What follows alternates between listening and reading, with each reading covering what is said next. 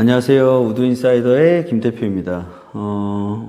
오늘은 이제 건식무늬목 2부 영상입니다. 2부에서는 무늬목 수종에 대해서 선택하는 방법, 그리고 이제 그것을 매치하는 방법에 대해서 좀 설명을 드리고, 그리고 이제 뭐 브러싱을 통한 뭐 후가공 같은 작업들, 그리고 마지막으로 이제 도장 종류에 따라서 이제 텍스처가 어떻게 변화되는지에까지 전부 말씀을 좀 드리도록 하겠습니다. 그래서 1부에서 말씀드렸듯이 일단 원하시는 수종하고 그에 따른 이제 가공 방식을 고르는 건데요. 이제 건식무늬목 같은 경우는 이제 같은 수종이라도 이 마사와 이담의 결이 나뉘어져 있거든요. 그리고 이제 벌무늬목 이렇게 이제 구분이 되어지는데, 이제 벌무늬목은 조금 차치를 하고요. 마사와 이담회가 대표적인데, 이 마사와 이담회에 대한 이 가공 제작 방식은 뭐 플랫 컷, 커터 컷, 뭐 로타리 컷, 뭐 이런 게 많이 있지만, 이런 건 좀 어려운 내용이니까 그냥 넘어가고요. 이제 좀 쉽게 설명을 드리자면은, 마사무늬목은 이제 고든결을 얘기하는 거거든요. 그래서 여기 있는 샘플 중에 이제 좀 가까이 보여드리면 이 고든결, 그러니까 정목이라고 하죠. 그래서 보시면은 요런 것들, 지금 요런 식으로 보시면은 아주 결이 아주 일정하게 나오죠. 고든결로서 쪽쪽 보이는 뭐 요런 것도 있고, 이런 것도 그러네요. 요게 더 좋겠네요. 이런 식으로 아주 고든 결로만 나오는 것을 이제 마사무늬목이라고 합니다. 그래서 같은 수종이라도 예를 들어서 나는 오크를 고르더라도 이건 이제 애쉬인데, 애쉬를 고르더라도 이런 식으로 마사결을 원하는 것인지, 혹은 같은 애쉬라도 이런 식으로 불꽃무늬가 나타나죠. 불꽃무늬가 나타나는 이런 이담의 결을 선택하실 건지를 같은 수종이라도 먼저 선택을 하셔야 된다는 겁니다. 그래서 두 개를 보여드리면 이제 마사무늬목과 이담의 무늬목 이렇게 구분을 지을 수 있겠습니다. 그래서 나는 취향에 따라서 뭐 나는 마사 깨끗한 고든 결이 좋다, 혹은 나는 자연스러움이 더 강조가 돼야 돼서 마사보다는 좀 이담의 결이었으면 좋겠다, 이런 식으로 수종을 선택하게 되고요. 그리고 나서 두 번째로는 이것을 이제 미장 판넬 같은 판넬 형태로 붙였을 때 이거를 매치하는 방법입니다. 매치 방법에 세 가지가 있는데요. 이제 미스 매치, 그리고 두 번째로는 슬립 매치, 그리고 마지막으로 이제 북 매치의 형태로 구분이 되거든요.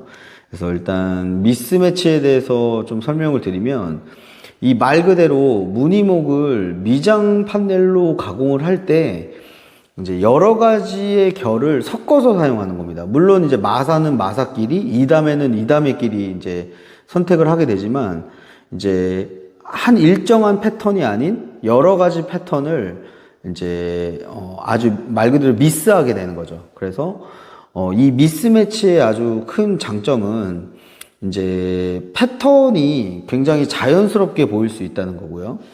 그리고 이후에 만약에 이제 이게 조금 어딘가 찍혔어요. 그래서 이제 보수를 하거나 이럴 때 이 미스매치는 애초부터가 섞여 있는 패턴이기 때문에 좀 보수를 할 때 아주 쉽고 용이하게 할 수 있다라는 이제 장점이 있고요.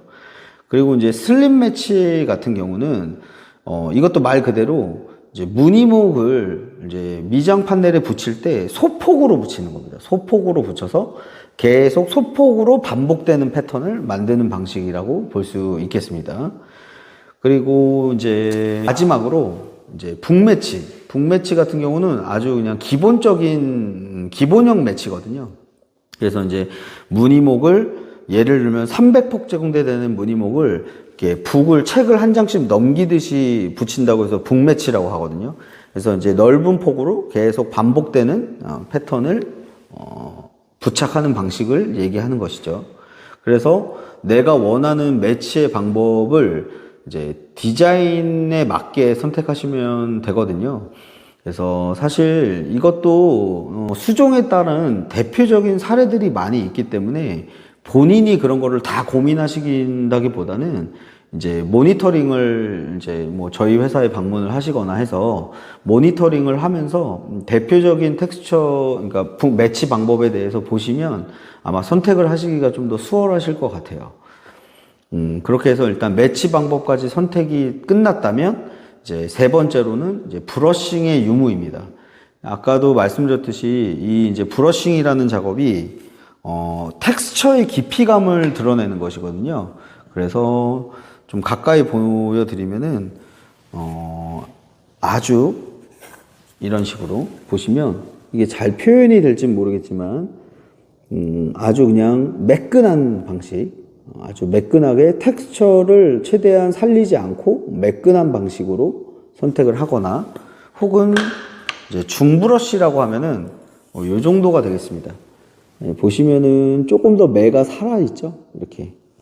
측면에서 보셨을 때도 만졌을 때 텍스처가 어느 정도 이렇게 보여지는, 드러나는 텍스처라고 보실 수 있고요. 요 제품 같은 경우도 그런 느낌이라고 보실 수 있겠고요.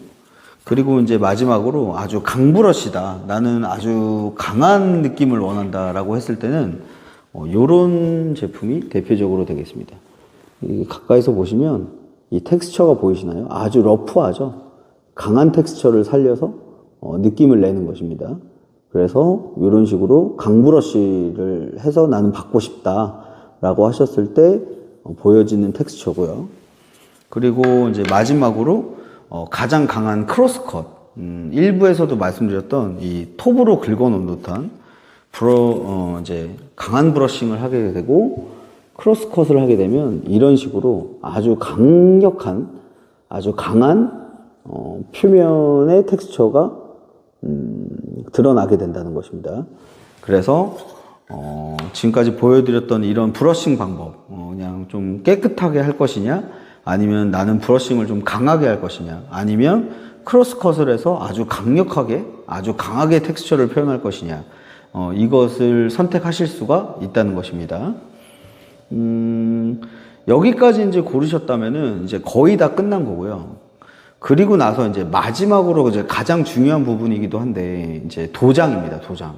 사실 이 목재나 이 무늬목도 마찬가지고 이 목재 같은 경우는 이 도장 방식을 어떻게 하느냐에 따라 이 보여지는 디자인이 완전히 달라지거든요. 텍스처도 달라지고. 그래서 우리가 이제 도장을 할 때 보통 목재에서는 공장 도장을 하게 되면 가장 기본적이고 많이 쓰는 도장이, 대표적인 도장이 우레탄 도장입니다. 우레탄 도장. 그러니까 우리가 일반적인 현장에서는 스테인 도장도 하고 뭐 바니쉬도 하고 하지만 이 공장 도장은 좀 더 전문적인 우레탄 도장을 사용하게 되고요. 이 우레탄 도장에서도 이 방식이 여러 가지가 있어요.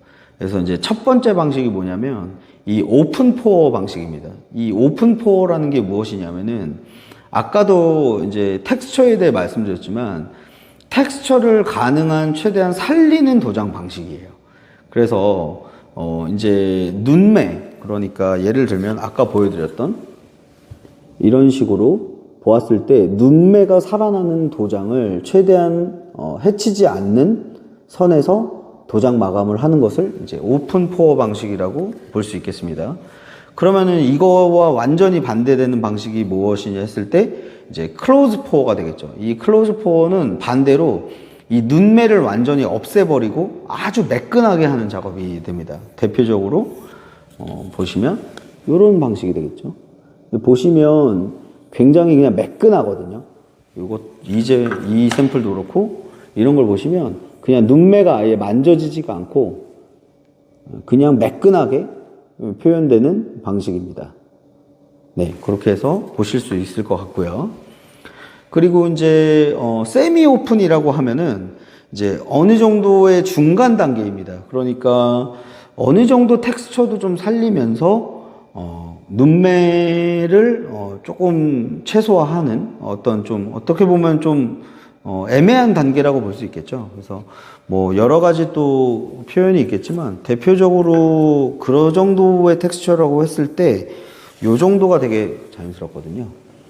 여기 보시면 분명히 눈매는 어느 정도 살아있다고는 하지만 만졌을 때 텍스처감은 많이 만져지지는 않는, 살짝은 느껴지지만 그렇게 심하게 느껴지지 않는 그 정도의 수준이라고 보시면 되겠습니다. 그래서 이 도장에서 나는 텍스처를 오픈 포어 방식으로 좀 강하게 살리고 싶다. 그리고 이제 클로즈 포어로 아예 나는 눈매까지 싹 막고 그냥 깨끗하고 아주 단정되고 정갈한 이미지를 원한다. 혹은 세미 오픈 방식으로 해서 나는 적절하게 그냥 믹스하겠다. 그 표현을 그런 식으로 구분을 하실 수 있겠습니다. 그래서 이제 대표적으로 이제 좀 팁을 드리자면 이런 것이겠죠. 뭐 예를 들면은 부빈가를 골랐는데 이런 부빈가 형태의 건식 무늬목을 골랐는데 나는 이거는 그냥 아주 매끈하게 가는 게 오히려 더 나의 디자인과 어울린다라고 했을 때 이런 방식으로 가시되 이제 광을 조절할 수 있겠죠. 그래서 이제 최대한 매트한 광으로 가느냐 아니면은 나는 하이그로시급의 아주 강력하게 그냥 G100이죠. G100에 가까운 하이그로시 도장을 할 것이냐에 대해서 이제 선택을 하실 수 있는데 당연히 하이그로시 도장을 하게 되면은 눈매는 나타날 수가 없겠죠. 그래서 오픈 포어 방식을 사용해서 텍스처를 살린다면 브러싱도 어느 정도 들어가 있는 형태를 선택하시는 게 아까 보여드렸던 이런 형태겠죠. 이 정도의 형태를 고르시는 게 맞고, 나는 애초부터 매끈한 걸 원한다 하면은 브러싱은 안 한다고 보시는 게 맞습니다. 브러싱을 하지 않고 그냥 아예 하이그로시 같은 느낌으로 도장 살을 올려주겠다, 칠살을 올려주겠다, 이렇게 선택하실 수가 있겠습니다. 이렇게 해서 일단 도장 방식에 대해서도 말씀을 드렸고, 여기까지 선택이 되면 이제 모든 선택지가 끝난 거죠. 그렇게 해서 원하시는 지금까지 고르셨던 그 형태로 출고를 하게 되는 것입니다. 그리고 지금까지 말씀드렸던 모든 내용들은 미장 판넬 뿐만이 아니라 뭐 가구를 제작하거나 문짝을 만들 때도 이 텍스처나 도장에 대한 여부는 다 동일하게 적용이 되는 방식입니다. 그래서 문짝 같은 경우도 나는 만졌을 때 텍스처감을 굉장히 세게 주고 싶다, 이런 것들도 다 선택이 되신다는 얘기겠죠. 여기까지 해서 이제 건식 무늬목에 관련된 모든 설명은 대부분 다 맞춰드린 것 같고요. 그래서 사실 이 건식 무늬목이라는 것이 이제 사실 단가도 좀 세고 하이엔드 소재인 만큼 그만큼 이제 그 선택지가 넓어지는 거거든요. 깊이도 다양해지고. 그래서 원하시는 마감의 공정을 통해서 하이엔드 인테리어를 좀 구현하실 수가 있겠습니다. 그래서 이 영상을 통해서 많은 분들이 사실 이 건식 무늬목에 대해서는 아직도 모르시는 분들도 많고, 사실 이제 쉽게 접할 수 있는 부분들은 아니거든요. 이런 부분들이. 그래서 최대한 많은 정보를 드리려고 노력을 했고, 그래서 이 영상을 보시고 좀 건식 무늬목에 대한 이해도 좀 높이시고, 그리고 제가 영상을 찍을 때마다 항상 하는 얘기지만, 이제 많은 양을 써서 나는 하이엔드 인테리어를 구현하겠다라는 것은 이제 어떤 비용적인 문제도 항상 수반이 되잖아요. 그러니까 그런 것보다도 내가 힘을 주고 싶다, 어떤 공간에 아주 강한 포인트를 주고 싶다라고 했을 때 그런 데에서만 몇 장만 이용해서라도, 혹은 또 가구 한두 개, 뭐 주방 가구뿐만이라도 이런 식으로 힘을 줄 수가 있거든요. 그래서 제가 권장을 해드리는 건 당장 너무 많은 양을 사용하시는 것보다는 내가 확실하게 어느 공간에 힘을 주고 싶은 공간에 한 번쯤 적용을 해서 어떤 포트폴리오의 퀄리티를 한번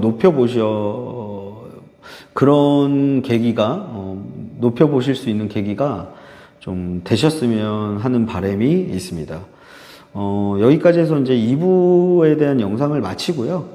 마지막 이제 3부에서는 그러면은 이제 이런 다양한 패턴이나 다양한 텍스처, 도장 방식을 통해서 실제로는 어떤 시공 사례가 있었는지 좀 그거는 또 이제 이미지를 보면서 또 설명을 간단하게 드리면서 이 건식 무늬목에 대한 모든 설명과 내용은 마치도록 하겠습니다. 감사합니다.